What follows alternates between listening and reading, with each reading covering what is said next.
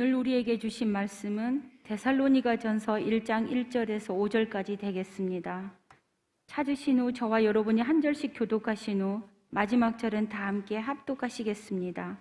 데살로니가전서 1장 1절에서 5절입니다.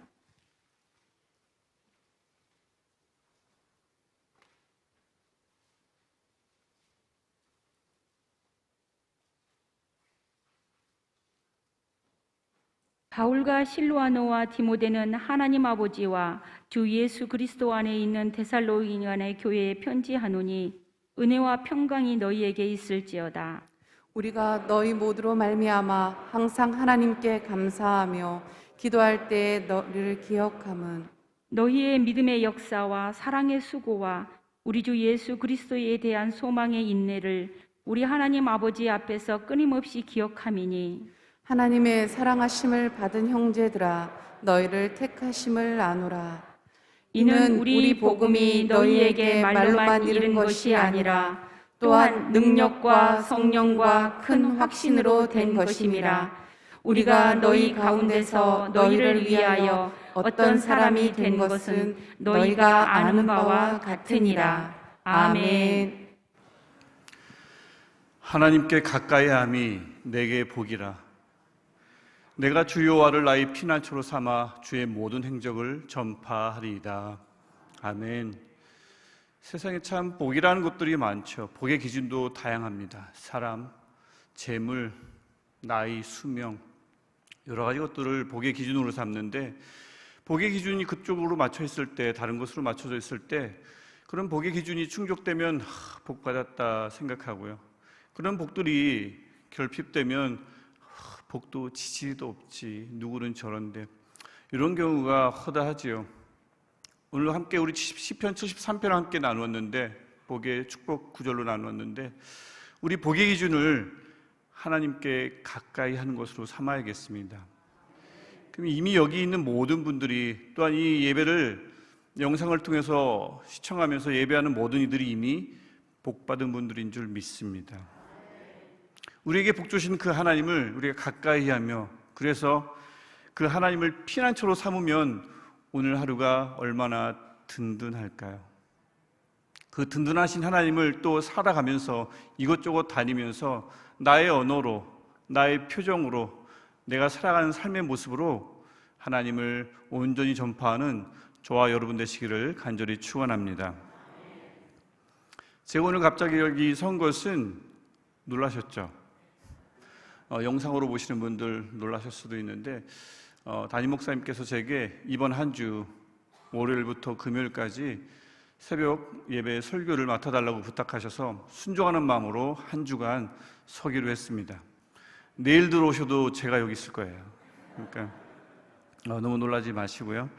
그래서 이 한 주간 동안 어떤 말씀으로 주의 복음을 전파하며 우리 피난처 되신 하나님을 증거할까? 그래서 우리가 좀 더 하나님께 가까이 가는 복을 한 주간 동안 누릴까 고민하다가 데살로니가전서 1장과 2장을 한 주간 동안 5일에 걸쳐서 나누기로 했습니다. 오늘은 그래서 우리가 데살로니가전서 1장 1절부터 5절까지 함께 나눌 거고요. 이 데살로니가 전서는 좀 아주 독특한 편지입니다. 사도 바울이 비교적 초기에 쓴 편지이기도 하고 굉장히 긴박한 상황에서 쓴 편지죠. 사도 바울이 선교여행을 세 번에 걸쳐서 선교여행을 떠나는데, 두 번째 선교여행 때 거쳐갔던 곳입니다. 빌립보에 도착해서 그곳에서 복음을 전하다가 거기서 좀 문제가 생기죠. 그래서 다른 곳으로 내려간 곳이 바로 데살로니가인데, 데살로니가의 여러 가지 소문을 듣고는 얼른 편지를 쓴 거죠. 그게 바로 짧은 편지지만 아주 이 사도 바울의 애정이 듬뿍 담겨 있는 편지, 데살로니가 전서입니다.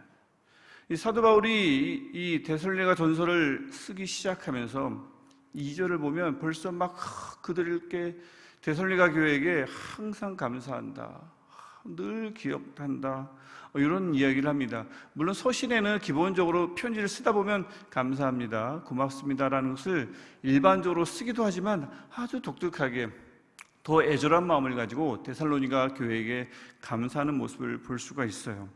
다 이유가 있습니다. 모든 게 살아가는 게 다 이유가 있죠. 사연이 있죠. 그래서 사연을 알면 그 사람이 다시 보이고 그 경우가 다시 보이기도 하는데, 이 데살로니가 전서도 마찬가지입니다. 그 사연을 가만히 알고 보면 그래서 이렇게 사도 바울이 이 교회를 끔찍히 아끼는구나라는 것을 알 수가 있습니다. 그 사연이 어디에 나오냐면 사도행전 16장과 17장에 나오는데, 16장은 일단 사도 바울이 이 빌립보에 도착하는 장면이 나옵니다. 선교여행, 두 번째 선교여행을 떠나면서 원래 사도 바울과 그 일행의 목적은 1차 때 복음 전했던 교회를 둘러보는 것이었습니다. 잘 자라고 있는지. 근데 하나님이 성령을 보내셔서 드로아에서 마게도냐 환상을 보여주시죠. 건너오라 합니다. 그래서 원래는 둘러보려던 하던 교회를 내버려 두고 건너간 것이 바로 빌립보죠. 아주 기막힌 환상을 보고 나서 이제 사역을 시작했으니 모든 요건이 갖춰진 줄 알았는데, 사도 바울의 그 삶의 여정은, 이 선교 여정의 여정은 그렇지 않습니다. 기막힌 경험을 한 이유가 더 여건이 열악합니다. 사도 바울의 이 선교 전략 중에 아주 대표적인 선교 전략은 뭐냐면 회당을 찾는 겁니다. 회당은 유대인들이 모이는 곳이죠. 하나님을 섬기는 유대인들이 모이는 곳인데, 자, 빌립보로 갔습니다. 환상을 보고 빌립보로 갔으니 거기에 회당이 적어도 10개가 있을 거야. 이 말씀을 전할 곳이 너무나 많을 거야. 이렇게 생각했지만 빌립보에 갔더니 웬걸 회당이 없습니다. 사도 바울의 가장 중요한 전략이 흐트러진 거죠. 그래서 기도할 곳을 찾으러 강가로 갔다가 한 여인을 만나고 그 여인의 집에서 교회가 시작되죠. 그래서 열심히 복음을 전하면서 여인의 집에서 교회가 시작됐는데, 복음을 전할 때마다 많은 이들이, 또 귀부인들이 들었다라고 얘기를 하지만, 이 결국에는 많은 사람들이 그를 대적하고 빌립보를 소란케 했다는 누명을 쓰고는 얼른 피신하게 됩니다. 그래서 피신해서 찾아간 곳이 바로 오늘 우리 본문에 읽은 데살로니가 전서의 배경이 되는 데살로니가입니다. 근데 그곳은 이제 17장, 사도행전 17장 1절을 보면 유대인의 회당이 있는지라 딱 나오죠. 저 구절이 괜히 나오는 게 아니라 사도 바울은 장소를 옮길 때마다 늘 회당을 찾았기 때문에 저 표현이 나오는 겁니다. 유대인의 회당이 다행히 있는지라. 하나님을 아니까 그들에게 예수님을 전하는 것이 훨씬 더 쉽죠. 회당이 있었습니다. 신났겠죠. 그곳에서 이제 복음을 전하는데 17장 2절을 보면 새 안식일에 성경을 가지고 강론하며 되어 있습니다. 안식일 3번에 걸쳐서 그곳에 가서 복음을 전했다. 그러니까 3주 동안 복음을 전했을 수도 있고요. 띄엄띄엄 갔으면 몇 달에 걸쳐서, 한 달에 한 번씩 갔으면 3달에 걸쳐서 복음을 전했을 수가 있죠. 정확히는 알 수 없습니다. 어쨌든 분명한 것은 3번 복음을 전했다는 거죠. 어떤 복음요? 17장 3절을 보면 예수가 바로 그리스도다, 부활하신 예수가 우리의 유일한 구주시다라는 복음을 그들에게 딱 3번 전했습니다. 그랬더니 많은 이들이 하나님께 돌아왔다고 17장 4절에 보면 나오죠. 하지만 일부 유대인들이 폭력적인 본색을 드러냅니다. 그때도 불량배가 있었어요. 그래서 보면 불량배들을 동원해가지고 17장 5절을 보면 사도 바울과 그 일행을 영접했던 그 집에 쳐들어가서 왜 사도 바울과 일행을 영접했느냐라고 하고 그들을 막 끌어내서 막 괴롭힙니다. 그때 사도 바울이 그곳에서 피신하게 되는 거죠. 재밌습니다. 이 사도 바울이 만약에 그 데살로니가에 들어가지 않았다면 그래도 그들 가운데 다툼이 있었을까요? 아닐걸요. 복음이 그 본질이 늘 그렇습니다. 예수님 당시도 그렇죠. 예수님께서 그 유대인 사회에 오시지 않았으면 그들의 유일한 적은 로마입니다. 로마로부터의 어떤 해방을 늘 꿈꿨겠죠. 서로 싸우지는 않았을 거예요. 늘 사두개인을 존경하고 그 다음에 이 바리새인들을 존경하는 삶을 살아가며 똘똘 뭉쳤을 텐데, 예수님이 오시자 유대인 사회가 술렁이기 시작하죠. 그게 마태복음 1장부터 12장까지의 전체 구조입니다. 그것을 잘 보여주는 것이 마태복음 13장에 나오는 첫 번째 비유이죠. 씨 뿌리는 자 비유. 돌짝밭, 길가, 가시밭, 나름 다 가치가 있습니다. 아무 문제가 없습니다. 근데 자, 이제 이 땅을 경작해 볼까, 농사를 지어 볼까 하는 순간 그 땅들이 문제가 되는 거지, 씨앗이 뿌려지기 전까지 그 땅들은 나름의 가치가 있는 땅들이죠. 이 복음의 본질을 잘 보여주는 장면입니다. 복음이 떨어지면 그 복음은 반드시 사람의 그 실체를 드러냅니다. 아무 문제 없는 것만 같았던 공동체를 흔들고 아무 문제 없는 것만 같았던 그 사람의 실체를 보여주죠. 그래서 무조건 복음이 선포되면 연합하는 것이 아니라 복음이 선포되면 분열이 먼저 나타납니다. 아무렇지도 않아 보였는데 복음 때문에 흔들리는 거죠. 분열이 나타났다가 결국은 연합을 향해서 점철되는 거죠. 마찬가지입니다. 데살로니가도 이 복음이 떨어지고 나니 난리가 난 거고 그들의 본색이 드러나자 막 폭력을 행사하게 된 겁니다. 그래서 바울이 그들에게 잡히면 안 되니까 바울과 그 일행을 빼돌린 겁니다. 그래서 얼른 도망가죠. 바울은 분명히 물러설 때라고 생각해서 도망갔을 거예요. 바울이 무조건 죽으면 죽으리라 하라고 하고 복음을 전하는 사람은 아니었습니다. 좀 전에도 말씀드렸지만 아무데나 가서 복음 전하면 되지 뭐 이런 사람도 아니에요. 회당에 가서 복음 전해야 가장 효과적으로 복음을 전할 수 있다. 아주 전략적인 선교를 펼쳤던 사람입니다. 자, 이제 이게 바로 데살로니가 교회가 생기게 된 배경의 전부입니다. 이게 이야기 전부예요. 핵심이 뭐예요? 사도 바울이 제대로 해본 게 별로 없습니다. 이게 핵심인 거죠. 도망가다시피 빠져나간 곳이 데살로니가 교회란 말입니다. 공식적으로 몇 번요? 딱 3번. 딱 3번 복음을 들은 것이, 설교를 들은 것이 전부란 말입니다. 물론 주중에 따로 성경 공부를 했을 수도 있지만 본문에 나오질 않으니까 잘 모르지요. 어쨌든 공식적으로 들은 건 딱 3번의 설교가 전부라는 거죠. 생각해 보십시오. 교회가 생겨난 지 얼마 안 됐고 복음은 딱 3번 들었는데 지도자가 없어요. 다 새신자입니다. 이제 당장 예배를 어떻게 드려야 할까요? 거기다가 사도행전 17장 13절을 보시면 이 데살로니가 사람들이 굉장히 난폭해졌습니다. 아, 사도 바울이 도망갔네? 다행이다 라고 하지 않고 그를 추적합니다. 괴롭히려고, 죽이려고 추적합니다. 자, 그만큼 난폭해진 사람들이 사도 바울을 추적할 뿐만 아니라 데살로니가에 남아 있었겠죠. 교회는 어리디 어린데 주변 환경은 완전 열악합니다. 사람들은 난폭합니다. 이런 악독한 사람들이 교회 근처에 득실득실 했다는 말이죠. 지도자는 몇 주 있다 사라졌지요. 교회에 남은 사람은 완전히 다 초신자지요. 외부는 박해가 심하지요. 교회가 어떻게 됐을까요? 어떻게 돼야 정상일까요? 온전히 설 수 있을까요? 문 닫는 게 정상 아닐까요? 흩어지는 게 정상 아닐까요? 신앙만 포기하면 다시 사회에 젖어들 수 있는데 그들의 인정을 받으며 그냥 편안하게 이전처럼 살 수 있는데 말이죠. 신앙을 버리고 싶은 유혹이 막 찾아오지 않았을까요? 그런데 너무 희한하게도 사도 바울의 소식 하나를 들었던 거죠. 이 데살로니가 교회가 희한하게도 서너 달이 지나고 시간이 자꾸 가면 갈수록 저는 아무리 봐도 5개월 이상 지나지 않은 것 같아요. 사도 바울이 편지를 쓸 무렵이.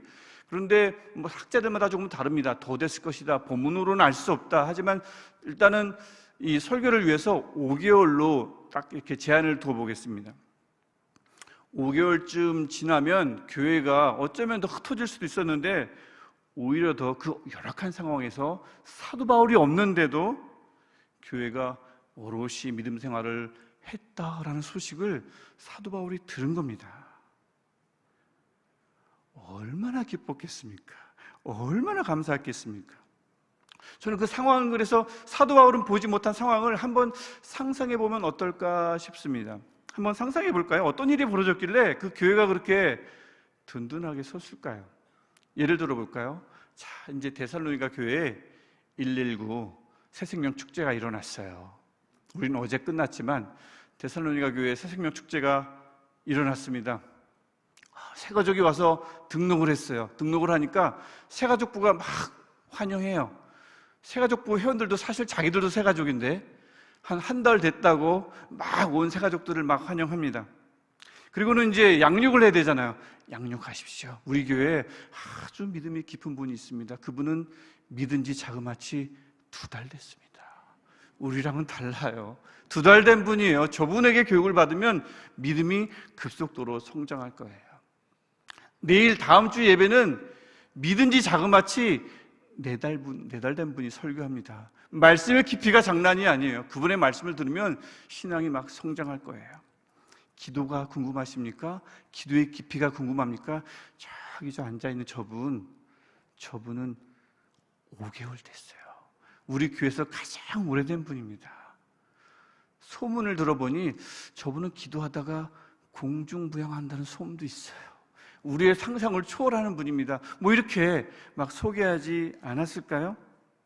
막 새가족들은 많고 가르쳐야 할 사람들은 2개월, 3개월, 4개월, 5개월 되는 분들이 그 새가족들을 막 양육하고 그들을 위해서 기도했겠죠. 그러니까 그렇게 믿은 지 얼마 안 되는 분들이 영적으로 갈급하잖아요. 그 목마름을 믿음의 선배들로부터 막 채웠겠죠. 그런데 한번 생각해 보십시오. 신앙을 시작한 지 2개월부터 5개월이 된 이 교인들의 짐이 얼마나 무거웠을까요?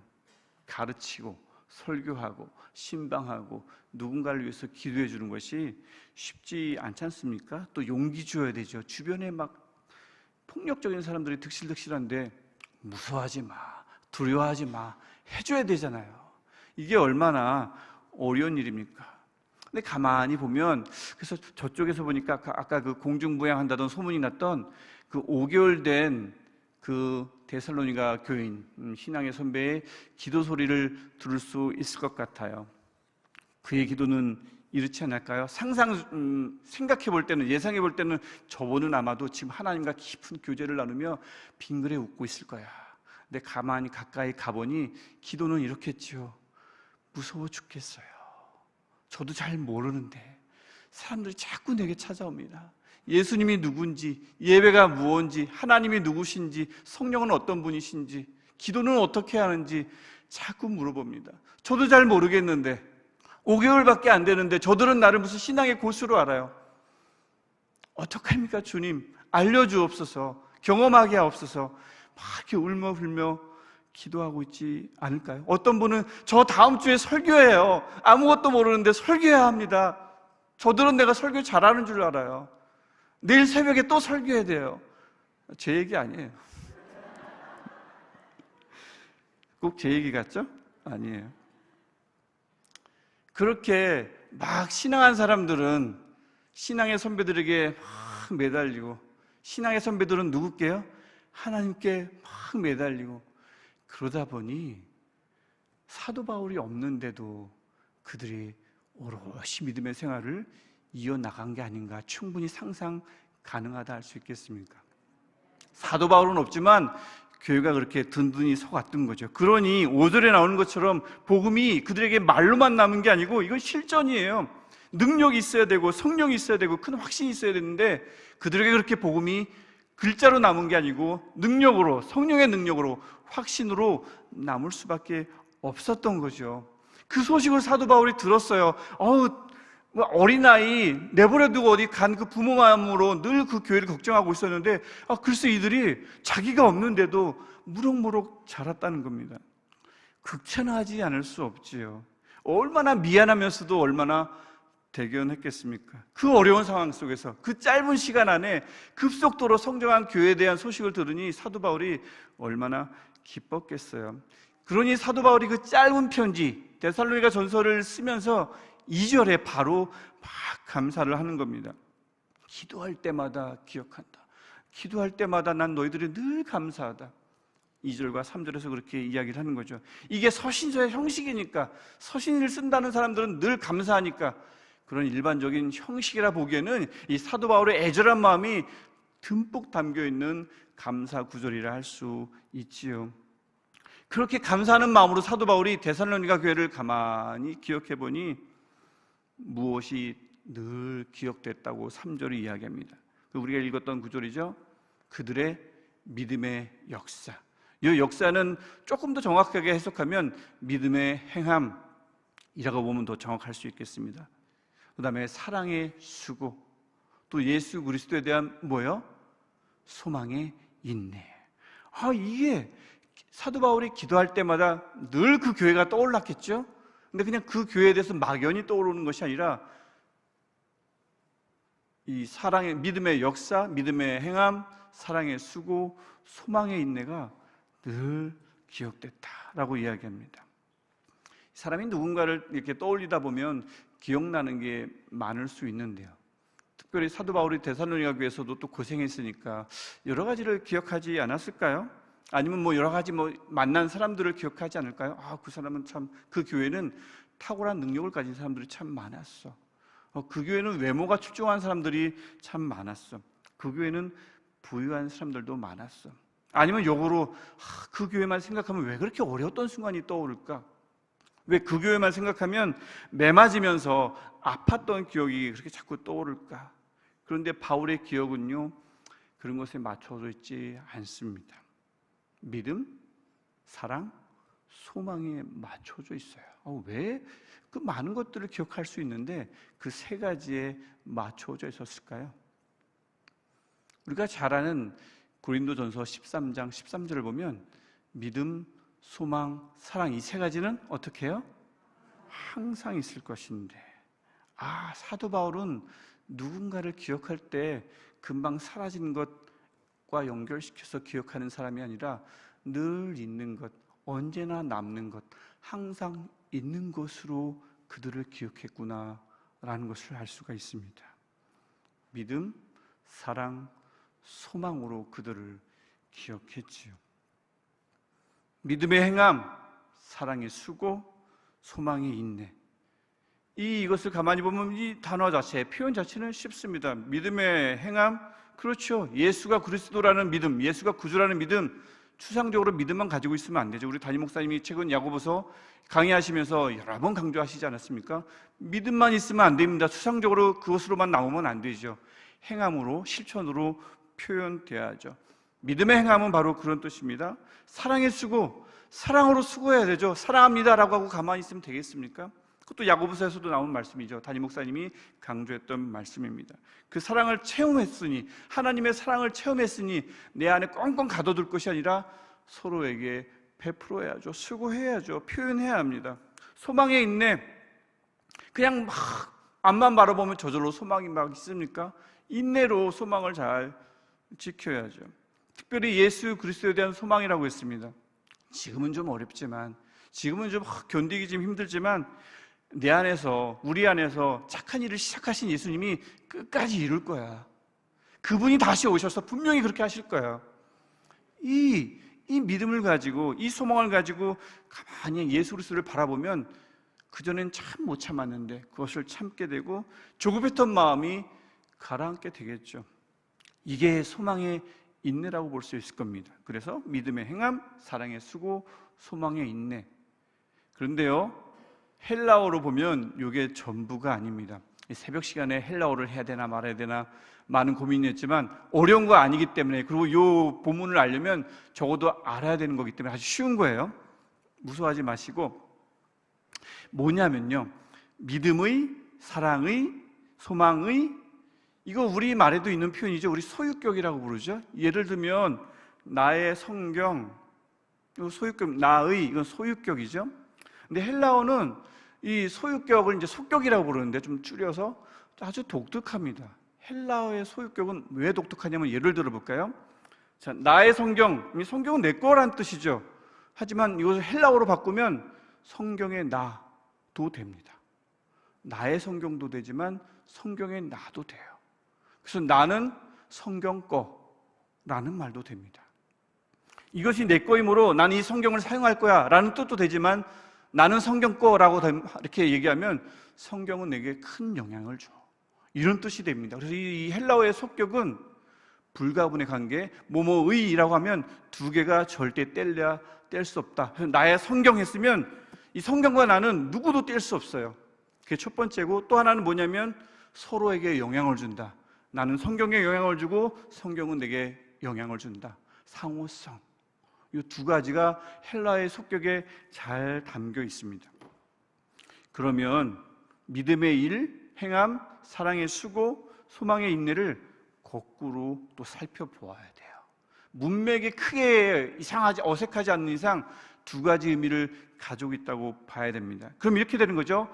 믿음의 행함을 거꾸로 행함의 믿음이라고 볼 수 있는 겁니다. 즉 행함은 반드시 믿음으로 이어져야 된다. 우리가 보통 아는 것, 믿음의 행함은, 믿음은 반드시 행함으로 이어져야 된다죠. 거꾸로 행함은 반드시 믿음으로 이어져야 한다. 즉 뭡니까?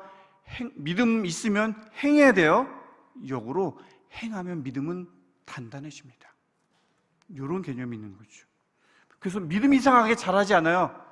행하지 않기 때문입니다. 사랑이 쓰고 사랑하면 수고해야 합니다. 하지만 거꾸로 수고의 사랑, 수고하면 사랑은 더욱 커집니다. 사랑을 넓히고 싶으면, 사랑하는 내 품을 더 넓게 만들고 싶으면 수고해야 합니다. 수고를 통해 내 사랑은 자란다라는 뜻이 수고의 사랑에 담겨 있죠. 수고가 없으면 사랑은 금방 메마르고 말지요. 인내의 소망, 거꾸로 이렇게 말할 수 있습니다. 인내로 소망은 한결 더 굳건해집니다. 소망만 있으면 안 돼요. 금방 사라지죠. 인내가 있어야 소망이 끝까지 갑니다. 그래서 믿음과 행함, 사랑과 수고, 소망과 인내, 이 둘은 불가분의 관계, 절대 뗄래야 뗄 수 없고요. 서로가 서로에게 영향을 주는 겁니다. 이렇게 축약할 수 있죠. 믿음 있으면 반드시 행해야 돼요. 하지만 행하면요, 믿음은 깊어집니다. 사랑이 있으면 수고해야 합니다. 하지만 동시에 수고하면 사랑은 점점 커집니다. 소망 가지고 인내해야 합니다. 하지만 인내함으로 이 소망이 도무지 메마를 줄 몰라요. 그런데 이것을 데살로니가 교회가 갖고 있다는 것을 사도 바울이 들었고, 그들 위해서 눈을 감고 가만히 기도하다 보면 그들의 믿음, 소망, 사랑, 믿음, 사랑, 소망이 그렇게 자꾸 기억나는 겁니다. 늘 교회가 이걸 가지고 기도했겠지요. 주님, 믿음으로 행하게 해주세요. 사랑으로 수고하게 해주세요. 소망을 가지고 인내하게 해주세요. 하지만 동시에 열심히 행할게요. 믿음을 더욱 굳게 해주세요. 기꺼이 수고할게요. 더 넓은 사랑으로 품을 수 있게 해주옵소서. 묵묵히 인내하겠습니다. 제가 남들에게도 아직 어린 신자를 너무 많아요. 나눠줄 수 있는 소망을 한가득 제게 채워주옵소서. 내게 있는 소망으로 만족하지 않게 하시고 나누어줄 수 있게 하옵소서. 주변이 무서운 상황들이 많습니다. 이렇게 기도했겠지요. 그러니 바울이 가만히 눈을 감으면 그런 그들이 자꾸 기억이 났던 겁니다. 그들의 믿음, 사랑, 소망이 막 떠오른 거죠. 아무리 생각해도 사도 바울은 4절에서 이렇게 생각할 수밖에 없었던 겁니다. 데살로니가전서 1장 4절을 보면 이렇게 고백하죠. 함께 한번 읽어볼까요? 하나님의 사랑하심을 받은 형제들아, 너희를 택하심을 아노라. 사도 바울이 고백하는 겁니다. 하나님은 여러분을 사랑하십니다. 아무리 봐도 여러분의 그 믿음, 사랑, 소망을 보니 하나님은 여러분을 택하셨습니다. 이렇게 말할 수밖에 없었던 거죠. 그러고 보니 1절에서도 이미 사도 바울은 데살로니가 교회를 축복했어요. 그들을 뭐라고 불렀냐면은 하나님 아버지와 주 예수 그리스도 안에 있는 데살로니가인의 교회라고 표현했습니다. 이게 어떤 축복일까요? 여러분은 지리적으로 데살로니가에 위치하고 있지만 여러분의 진짜 주소는 하나님 아버지 예수 그리스도 아닙니다. 데살로니가가 아닙니다. 그분의 속에 있습니다. 데살로니가, 난폭한 사람들이 가득한 곳, 그곳에 속한 교회가 아니라 하나님 아버지 예수 그리스도 그 안이 여러분의 현 주소입니다. 은혜와 평강을 누리십시오. 이게 1절의 축복인 거죠. 우리의 믿음, 우리의 소망, 우리의 사랑을 한번 살펴보아야 하겠습니다. 우리의 믿음은 어떻습니까? 우리의 소망은 어떻습니까? 우리의 사랑은 어떻습니까? 혹시라도 행여라도 믿음만, 사랑만, 소망만 있으면 공허합니다. 추상적입니다. 오래 못 가요. 우리 담임 목사님께서 야고보서를 통해서 꾸준히 말씀해 주셨듯이 반드시 실천, 행함으로 이어져야 하고, 반드시 수고로 이어져야 하고, 반드시 인내로 이어져야 합니다. 역으로 혹시 우리가 일만 하진 않습니까? 혹시 우리가 수고만 하진 않습니까? 혹시 우리가 이를 악물고 인내하지만 않습니까? 나름 그 수고와 인내 애쓰신 것 대단하죠. 고생 많으셨습니다. 하지만 그것만 있으면 너무 고단합니다. 오래 못 갑니다. 그것도. 그래서 우리의 행함과 수고와 인내는 반드시 믿음과 사랑과 소망으로 반드시 이어져야 합니다. 이 둘은 짝꿍이에요. 뗄 수 없습니다. 같이 가야 합니다. 나뉠 수 없습니다. 서로가 서로에게 영향 주도록 우리 안에서 그렇게 만들어 주어야 합니다. 그런 것들이 우리 안에 가득 차면 우리 교회는 어떻게 누군가에게 기억될까요? 항상 있는 이것, 즉 믿음, 사랑, 소망으로 기억되겠지요. 꼭 그렇게 기억돼야 합니다. 시냇가 푸른 나무 교회는 믿음의 행함, 사랑의 수고, 소망의 인내, 이걸로 기억돼야 하죠. 역으로 행함의 믿음, 수고의 사랑, 인내의 소망으로 반드시 기억돼야 합니다. 더 바라기는 여러분은 누군가에게 어떻게 기억되는 사람이면 좋겠습니까? 물론 열등감이 좀 있을 수도 있어요. 단점이 있을 수도 있습니다. 연세가 들어가니 자꾸 아프시지요. 또 상황이 바뀌면 슬플 수도 있습니다. 암담할 수도 있지요. 근데 하필이면 누군가에게 나는 저분은 아픈 사람, 저분은 지금 슬픔에 빠진 사람, 그런 사람으로만 기억된다면 얼마나 안타까울까요? 일시적인 건데 저분은 열등감이 좀 있는 사람, 이 일시적인 것으로 기억되지 말고 사도 바울이 그렇게 이야기했듯 항상 있는 것으로 기억되는 저와 여러분 되시기를 축원합니다.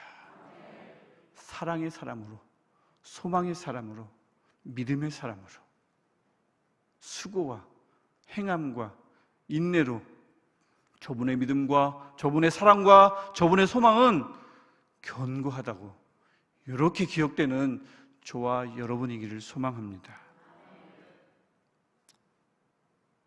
그렇게 해서 우리가 그렇게 기억될 때에, 그런 우리가 그렇게 모일 때에 우리 교회는 그렇게 점점점 아주 좋은 소문들이 막 나겠죠. 우리 시냇가 푸른 나무 교회가 되기를, 앞으로도 계속 그런 소문이 끊임없이 나기를, 내일 소문에 대해서는, 본에 대해서는 내일 나눌 텐데 그런 교회가 되기를 간절히 축원합니다. 우리 함께 기도할 텐데요, 우리 두 손 들고 기도할 텐데요, 이렇게 기도했으면 좋겠습니다. 하나님, 우리의 믿음과 우리의 사랑과 우리의 소망이 공허하지 않게 해주세요. 우리의 행함과 우리의 수고와 우리의 인내가 고단하지 않게 해주옵소서. 하나님, 누군가가 우리와 우리 교회를 떠올릴 때 믿음의 행함, 사랑의 수고, 소망의 인내가 기억나는 우리가 되게 하옵소서. 또 마지막으로 하나님은 우리 교회를 사랑하시고 하나님은 우리 교회를 택하셨고, 우리 주소는 인원동이지만 우리의 현 주소는 하나님 아버지와 예수 그리스도 안에 있습니다. 모두가 이렇게 고백하며 누구나 다 우리를 그렇게 축복하는 우리 시냇가 푸른 나무 교회가 되게 달라고 우리 같이 주여 삼창하고 하나님께 간절히 기도하겠습니다. 주여